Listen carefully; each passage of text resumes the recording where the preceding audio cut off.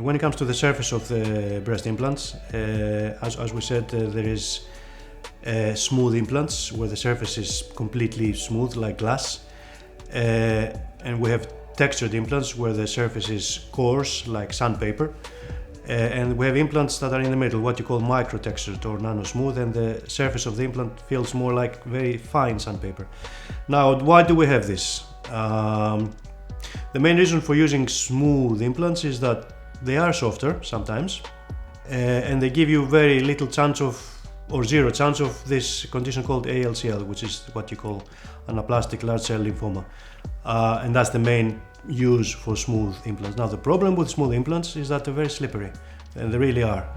So you put them somewhere and they just don't stay there, and especially if you put them under the muscle can push them down, out.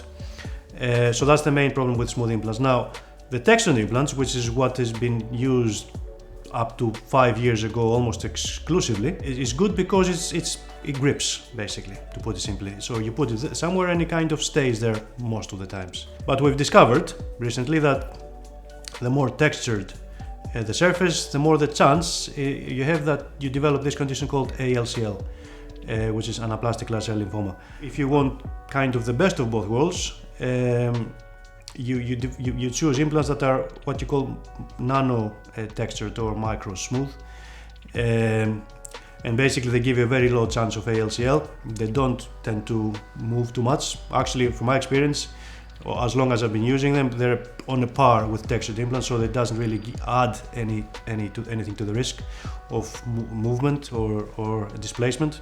The main issue with them is that they don't actually come as anatomical implants, but you do have implants that are underfilled, as you call it. So they're round implants, but they can, when you hold them high, they actually look like a teardrop. So they actually bypass this problem. So yeah, I think if you keep the patient's kind of interest in mind and you explain these things to them, you reach a joint decision, and I think the patients understand what are the problems and what we do about them to make it as good and as safe as we can for them.